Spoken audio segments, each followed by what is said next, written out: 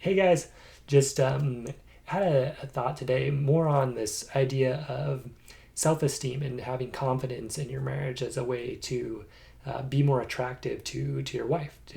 Um, so I was just reminded of this book called "You Are Special" by Max Lucado, a Christian author, and it talks about this group of people called the Wemmicks. So they live in this town.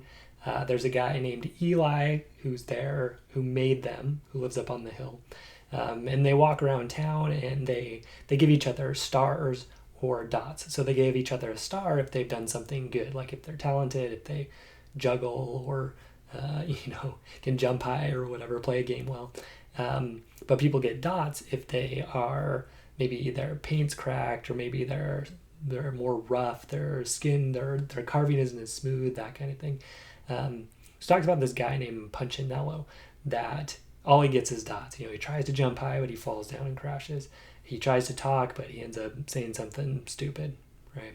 He's just covered in these dots. He doesn't want to go out anymore because he's just covered in these dots. But then one day he meets a girl named Lucia that she doesn't have any dots on her, and she doesn't have any stars. She has no stickers on her at all. Um, and he's like, "What's going on? Like, how come you don't have any stickers?" And she says, "Well, it's because I go up and see Eli every day." Um, and he's like, and she says, you should go talk to him." So he's thinking about it. He decides to finally go. And so Eli sits down there and he talks to him and just tells him, "Hey, I've been waiting for you. I made you. I'm glad you're here." And just reminds him of his value because he was created by Eli. And kind of the last thing he says to Punchinello is, "Listen, Punchinello, I made you and I don't make mistakes." And as he's walking out, he starts to believe it, and one of the dots falls off. It's a very powerful, great story. So, the analogy is to God, right? God being our creator, and how when we focus on what He thinks of us, it doesn't matter as much what other people think. Um, Now, you might be wondering, how does this apply to marriage? So it applies to marriage because a lot of times in our marriage, we are very sensitive to what our spouse says about us. Okay. If they say we did well, we feel really good about ourselves.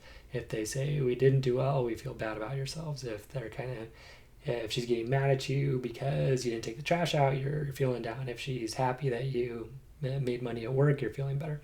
So you're kind of on this in this bad place where your self-worth is kind of determined by what your wife says about you. Um, so a lot of times people will say, "Well, I don't care what people think about me," but a lot of times that's just sort of like blocking them off, saying, "I don't care about you first, so that when you don't care about me, it doesn't hurt as bad," if that makes sense. But really the key to not being as sensitive to what your wife or anybody else says about you is to feel God's love for you, to feel that worth inside of you. So now, when you feel that love, first of all, it feels great. You feel good. You feel powerful. I've been really focusing on that myself every morning, trying to do that. Oh, that's the other thing in the book. It says that she went to see him every day. Okay, went to see him every day. And so I've been trying to do that too, trying to feel God's love for me every day. And then my job is to try to share that with others, kind of like that girl did, right? She got to where she really felt God's love, and then she pointed other people to God to be able to feel that love as well, and not be as affected. And she was kind of shining in the book, and I think that's a good analogy too. So focus on feeling that love of God for you, and that love of God, it doesn't depend on your accomplishments. It doesn't depend on your looks. It doesn't depend on even how well you did at taking care of your family, right? God's love is there for you. He values you. Okay. On the flip side of that, there's your potential to become a better person and to be a man of integrity. Because when you're a man of integrity and you keep your word, you're aligning yourself with God and God's love, so that you can feel that more strongly. So we'll get more into this as we talk about building spiritual strength. But I thought this was just such a great analogy and a great way to think about it. To not be so sensitive to what your wife thinks when you are focusing on and remembering how much God cares about you and loves you.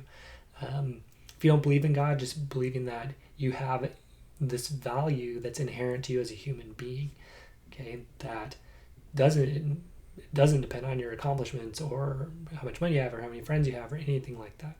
Okay, you have that value inside of you. Nobody can take it from you.